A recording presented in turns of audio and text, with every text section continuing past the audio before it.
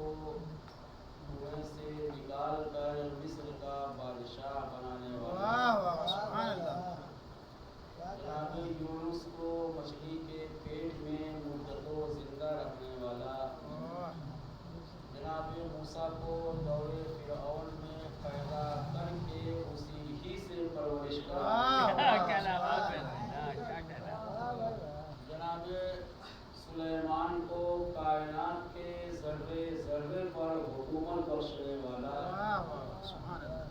جناب یعقوب کو بینائی اور جناب ایوب کو صبر عطا کرنے والا، جناب ابراہیم اور جناب اسماعیل کو اپنے گھر کا معمار بنانے والا، ہمارے نبی کو قرآن جیسی کتاب عطا کرنے والا، وہ قرآن کے جو ماضی کا ریکارڈ، حال کی خبر اور مستقبل کی پیشین گوئی کرتا ہے، اسی قرآن مجید میں خالق کائنات یہ اعلان کر رہا ہے کہ وَقَالَ رَبُّكُمُ ادْعُونِي أَسْتَجِبْ لَكُمْ إِنَّ الَّذِينَ يَسْتَكْبِرُونَ عَنْ عِبَادَتِي سَيَدْخُلُونَ جَهَنَّمَ دَاخِرِينَ۔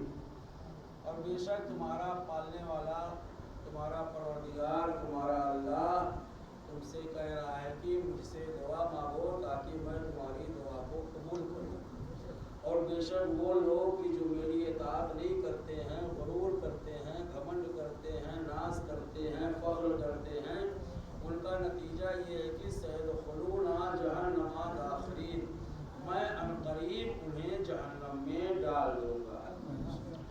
یہ آیت کا لفظی ترجمہ ہوا جو دعا کی اہمیت اور اس کی عظمت اور اس کی افادیت کو بیان کر رہی ہے۔ آپ حضرات کے ذہن عالیہ میں مسلسل اس آیت کے ذیل میں گفتگو ہو رہی ہے پہلی محرم سے۔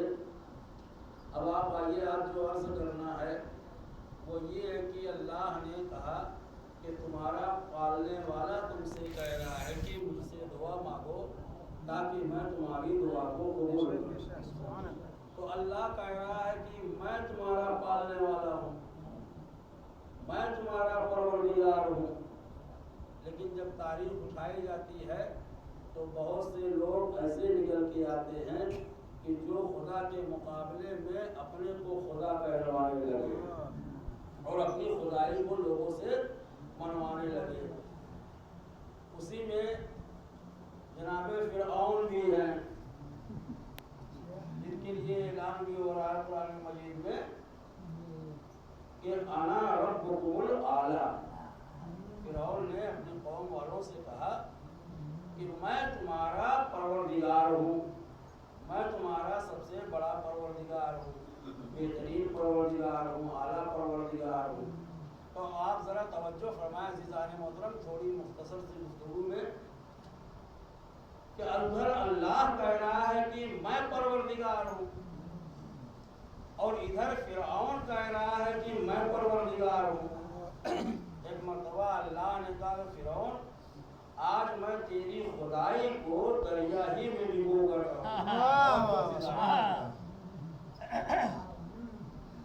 ایک مرتبہ اللہ نے کہا کہ اب اگر تمہیں میرے مقابلے پر آنا ہے تو اب کھل کر آ جاؤ۔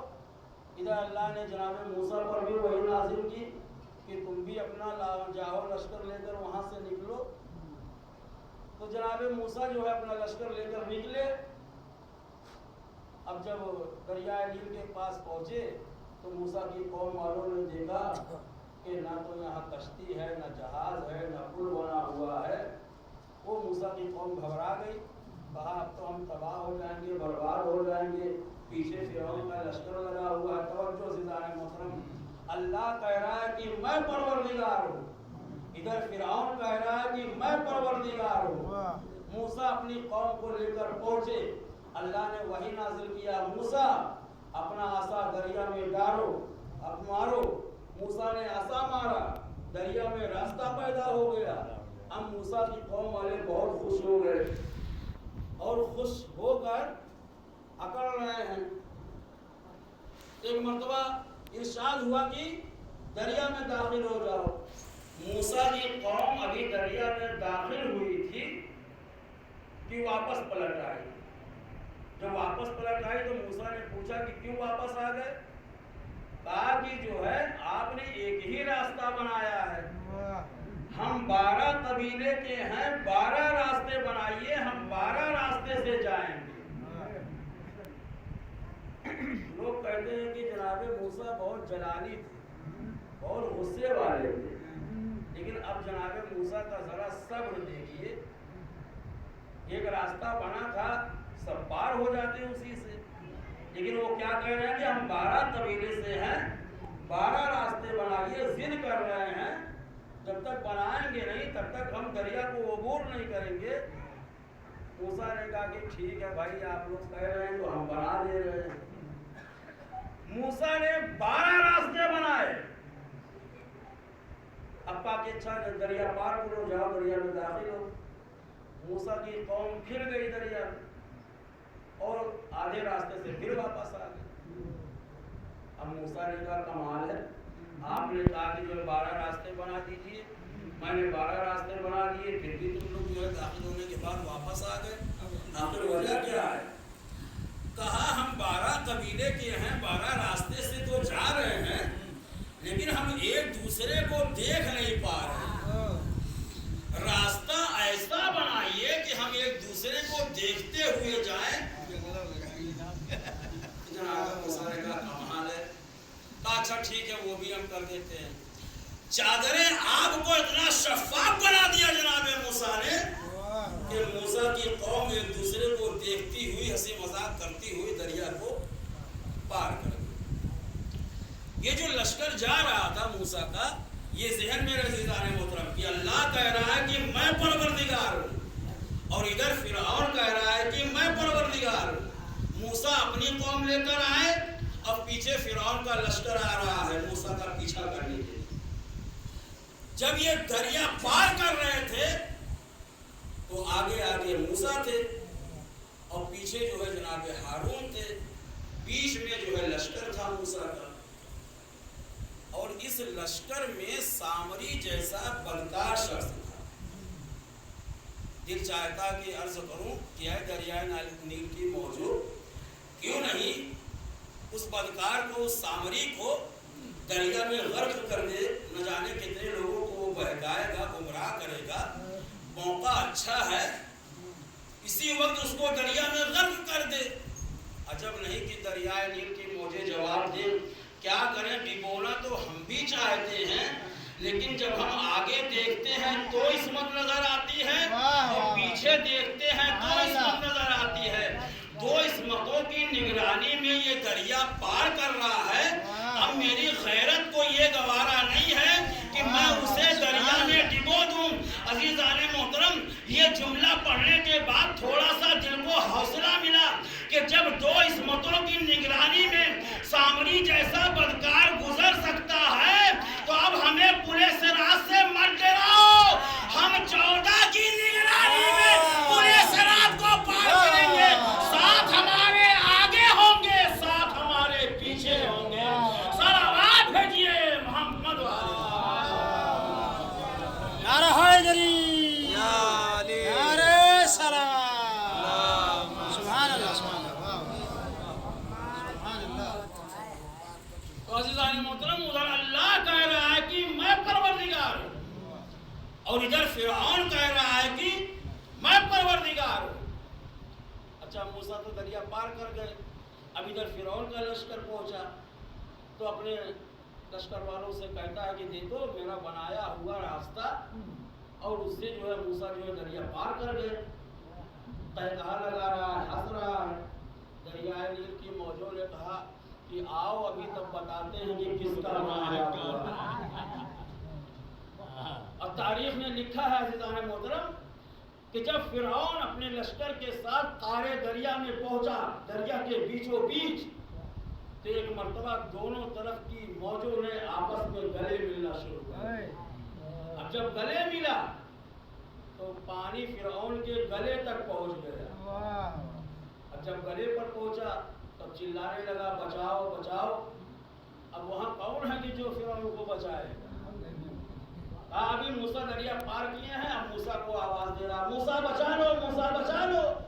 اب موسیٰ کہاں پلٹ کر دیکھنے والے ہیں؟ آواز قدرت آئی، موسیٰ فرعون تمہیں پکار رہا ہے، تمہیں بلا رہا ہے، تمہیں سنائی نہیں دے رہا ہے۔ تو اللہ نے کہا، تو موسیٰ نے کہا کہ پروردگار میں نے اس کی آواز کو تو کئی مرتبہ سنا، لیکن وہ مردود اسی لائق ہے کہ وہ دریا میں ڈوب جائے، اس لیے کہ میں اس کو کئی مرتبہ بچا چکا ہوں۔ اب وہ نالائق اسی لائق ہے کہ وہ غرق دریائے نیل ہو جائے۔ ایک مرتبہ اللہ کہتا ہے موسیٰ فرعون نے تمہیں کئی مرتبہ بلایا مگر تو نے اس کی پکار کا جواب نہیں دیا۔ میں اپنی عزت کی قسم کھا کے کہتا ہوں اگر فرعون مجھے ایک مرتبہ پکار لیتا تو میں اس کو دریا میں ڈوبنے سے بچا لیتا۔ صلوات بھیجیے محمد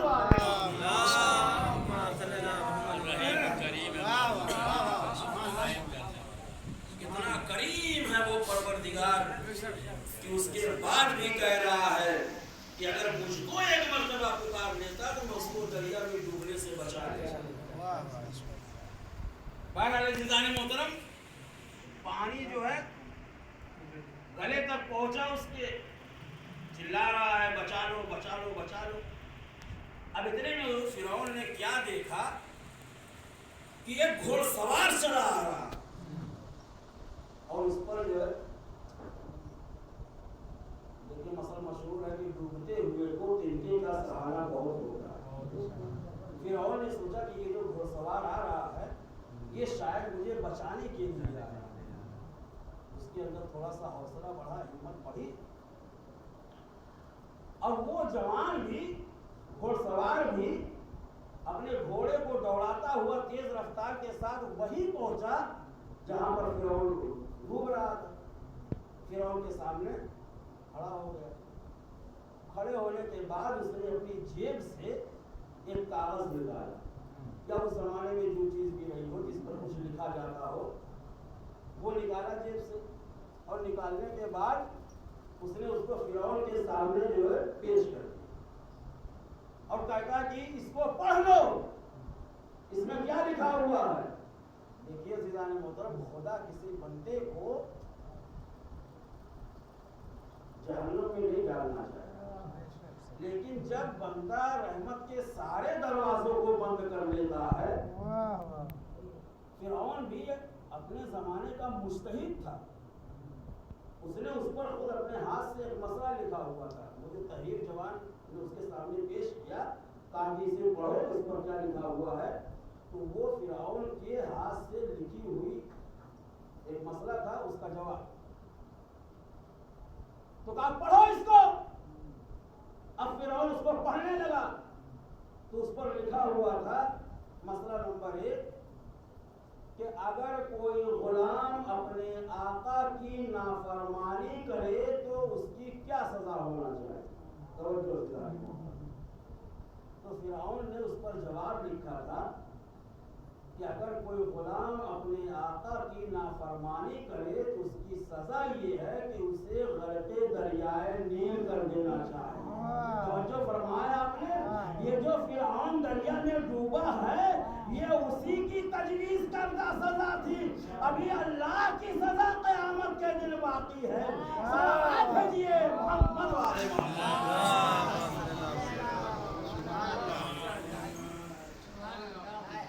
عزیزان محترم، اللہ کہہ رہا ہے کہ میں پروردگار ہوں، اور ادھر فرعون کہہ رہا ہے کہ میں پروردگار ہوں۔ موسیٰ اسی راستے سے دریا عبور کر گئے، فرعون اسی راستے میں غرق ہو گیا۔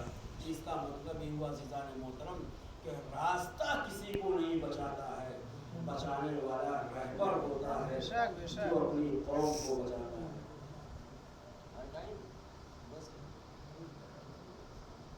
صلوات پڑھیے دو جملے میں سارے بسم اللہ۔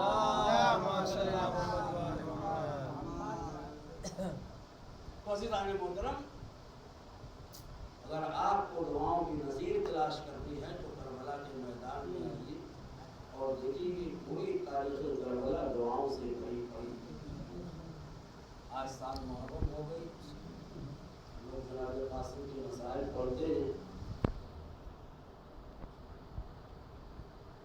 کہتے ہیں کہ کربلا کے میدان میں جب غموں کا ماحول تھا تو وہاں پر جناب قاسم کا عقد ہوا. جناب فاطمہ پورا کے ساتھ امام نے جناب قاسم کا عقد کیوں کیا؟ جہاں غم کا ماحول ہے تو وہاں شادی کا کیا محل ہے؟ عزیزان محترم، آپ دیکھیں کہ امام حسین علیہ السلام اپنے ہر چاہنے والے کی مصیبت میں شریک. اگر کوئی کھڑا ہو کر امام حسین علیہ السلام سے یہ پوچھ لے کہ مولا کربلا کے میدان میں میرا کڑیل جوان بیٹا مارا گیا ہے، تو حسین اس سے یہ کہہ سکتے ہیں کہ میرا بھی کڑیل جوان علی اکبر مارا گیا ہے. اگر کوئی یہ کہے کہ میرا بھتیجا مارا گیا ہے تو حسین کہہ سکتے ہیں کہ میرا بھی بھتیجا مارا گیا ہے. کوئی کہے کہ میرا بھائی مارا گیا ہے تو حسین کہہ سکتے ہیں کہ میرا بھی بھائی مارا گیا ہے. کوئی کہے کہ اگر میرا بچہ شہید ہوا ہے تو حسین بھی کہہ سکتے ہیں کہ میرا بھی 6 ماہ کا بچہ شہید ہوا. لیکن عزادارو، ایک مصیبت کربلا میں ایسی تھی کہ اگر امام حسین علیہ السلام عبداللہ پڑھتے تو پھر کیا جواب دیتے؟ اس لیے کہ جب وہب کی ماں مولا حسین سے سوال کرتی، مولا میرا وہب اس وقت مارا گیا جب وہ صرف 17 دن کا دولہا بنا ہوا تھا، تو حسین کیا جواب دیتے مادر وہب کو؟ اسی لیے عقد پڑھ کر مادر وہب کو جواب دے دیا کہ اے مادر وہب، ارے تمہارا اصغر، تمہارا بیٹا تو 17 دن کا دولہا تھا، لیکن میرا قاسم تو صرف چند لمحوں کے لیے دولہا بنایا گیا. ہاں عزادارو، جانتے ہیں آپ کہ دولہا اور دلہن کے درمیان کیا کیا گفتگو ہوتی ہے، مگر اس جوان نے پہلے ہی ملاقات میں دلہن سے مرنے کی رضا طلب کیا ہے. ہاں عزادارو، رضا ملی. قاسم گھوڑے پر سوار ہوئے، مقتل میں پہنچے. حسن کا چاند فوجوں کے درمیان گر گیا. کسی نے تلوار چلائی، کسی نے نیزہ مارا. حسن کا چاند گھوڑے پر ڈگمگانے لگا. زمین کربلا پر آیا، آواز دی، یا اماں ہو ادرکنی، اے چچا میری مدد کو آئیے، حسین مقتل کی طرف چلے. ہاں عزادارو، قاسم جب تک گھوڑے پر تھے، قاسم تھے، لیکن جب گھوڑے سے زمین پر آئے تو قاسم تقسیم ہو گئے.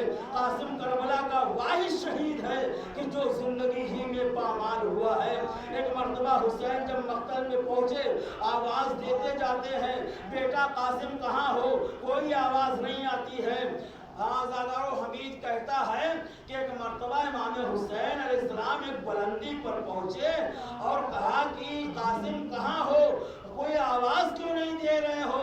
ایک مرتبہ کہا، 2 مرتبہ کہا، 3 مرتبہ کہا. جب کوئی آواز نہیں آئی تو ایک مرتبہ امام نے اپنے منصب کا استعمال کیا اور کہا، قاسم، ارے تمہیں امام وقت بلا رہا ہے اور تم آواز نہیں دے